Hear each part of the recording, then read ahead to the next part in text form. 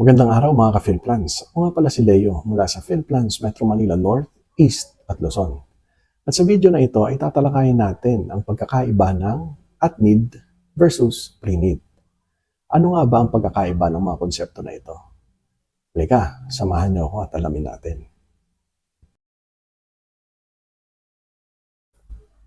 At-need. Ano nga bang ibig sabihin nito? Based on the term itself, it only means at the time of need, or sa Tagalog pa, pag kailangan mo na. Basically, at-need is the acquisition of products and services during the time of the actual need. In relation to memorial services, ang ibig sabihin lamang nito ay ang pagbili ng memorial service, ng memorial lot, at ng interment service kapag namatay na ang mahal mo sa buhay.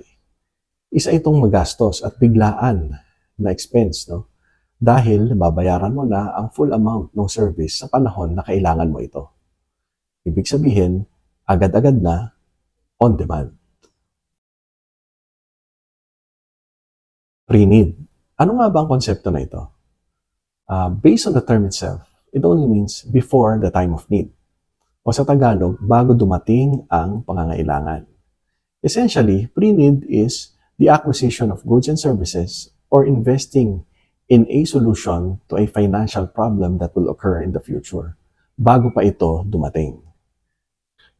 In relation to memorial services, pre-need is the acquisition of memorial packages or memorial plans before you actually need them or bago ka mamatay o bago mamatay ang isa sa mga mahal mo sa buhay. Why should you consider pre-need? Number one is because it will definitely be cheaper. This basically securing the memorial service at its current cost versus acquiring the same services in the future kung saan mataas na ang presyo nito. Sunod na dahilan ay, it keeps emotion at a minimum. Ibig sabihin, nagde-decide ka financially nang hindi pa namamatay ang mahal mo sa buhay. Kapag dumating na yung panahon na kailangan mo na dahil namatay na ang mahal mo sa buhay, mas mahirap magdesisyon kasi mas maraming worries at problema kang iniisip. In choosing pre-need, you are making your money work for you. Paano? For example, sa oras na ito ay may nakita ka ng memorial service na gustong-gusto mo at nagkakahalaga ito ng 100,000 pesos. Siyempre, 10 years from now, hindi na 100,000 ang halaga niyan. Okay, kung tumataas ang service at a rate of, let's say, 2% per year, ibig sabihin, 10 years from now, kung ikaw ay mamamatay, yung service na yan is around 120,000 na. The good thing is, our memorial service solution, which is the PhilPlans Memorial Fund Plus, meron po yung memorial service increment na 3% per year. Ibig sabihin, yung 100,000 na plano mo ngayon, pagdating ng araw, 10 years from now, ang memorial service benefit na nito ay 130,000 na.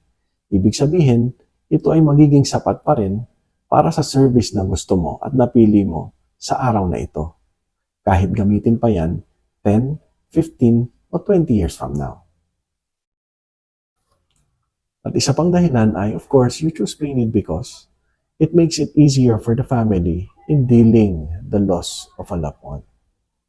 Again, si Leo po ito mula sa PhilPlans Metro Manila North, East at Luzon.